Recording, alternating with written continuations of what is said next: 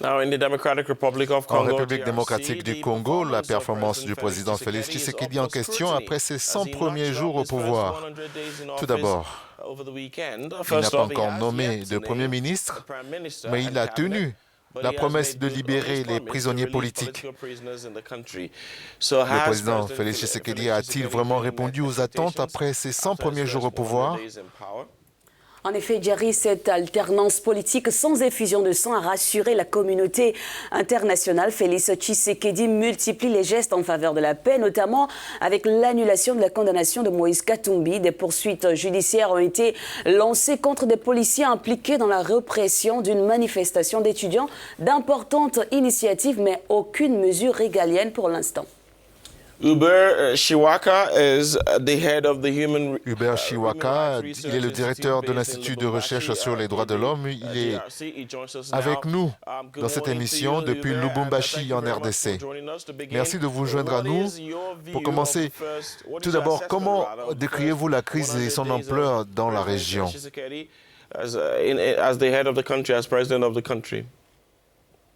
Alors, d'emblée, il faudrait que je puisse dire que c'est un regard d'espoir, parce que en tant que défenseur des droits de l'homme, ce que nous venons de réaliser pendant les 100 premiers jours, c'est la jouissance et l'exercice des libertés et droits fondamentaux, des libertés d'expression, des libertés d'opinion et des libertés de manifestation, ce qui augure un état de droit, un état démocratique, parce que quand on respecte les droits de l'homme, on permet à ce que chacun puisse s'exprimer, et comme les Français disent, de plusieurs idées jaillissent la lumière. Donc, les premiers 100 jours sont très positifs en ce qui concerne les droits de l'homme. Monsieur Hubert, 100 jours à la tête du pays, ce sont aussi 100 jours sans gouvernement. Est-ce une situation qui vous inquiète particulièrement? Ça ne nous inquiète pas, plutôt ça nous fait réfléchir à une nouvelle perspective politique, ce que nous n'avions jamais vécu avant dans ce pays. Maintenant, ce qui est très nouveau, c'est qu'il y a des forces politiques qui se mettent ensemble pour essayer d'avoir de l'équilibre, des discussions, des négociations pour arriver à gérer la chose publique. C'est ici où il y a la notion de la chose publique, c'est que ce n'est pas l'affaire d'un groupe politique, c'est l'affaire des groupes d'intérêt politique.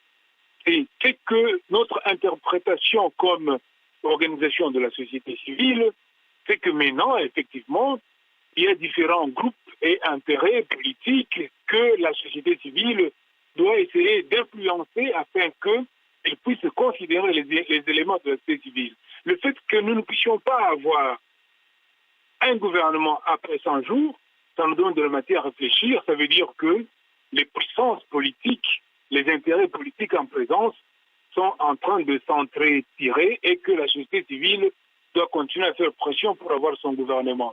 Du moins, c'est un élément positif du fait que nous avons quitté la dictature. Désormais, il faut compter avec différentes forces politiques. Après 100 jours au pouvoir, ne pensez-vous pas que l'alliance FCC-SCASH a servi davantage l'ancien président Joseph Kabila?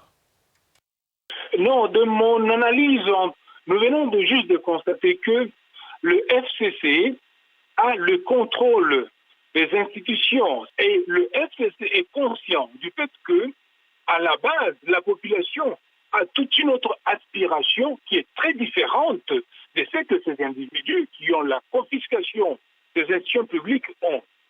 Ce qui sera très intéressant à observer pendant les 5 prochaines années, c'est de voir comment ces individus vont traiter avec ceux qui ont le pouvoir réel, le pouvoir légitime, qui est le souverain primaire, qui est la population. Politiquement, c'est qu'il y a une déconnexion totale entre la classe politique qui contrôle les institutions publiques et la population qui est dans les besoins quotidiens. On a besoin de l'eau, on a besoin de l'électricité, on a besoin de l'infrastructure, on a besoin de soins médicaux.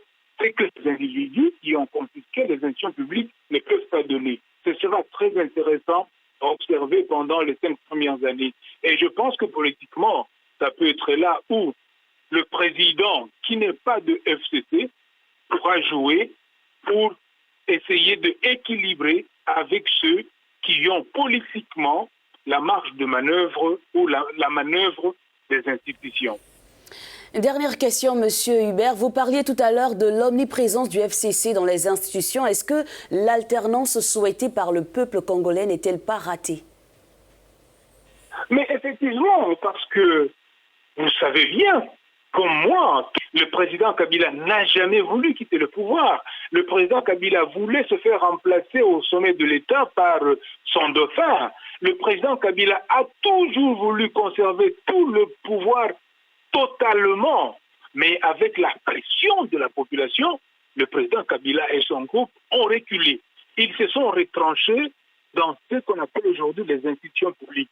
C'est un retranchement qui peut être stratégique, mais qui est aussi dangereux pour eux, parce que quand la population verra qu'ils continuent à gérer par l'intermédiaire de ces institutions, la population va les pousser jusqu'à la porte de sortie.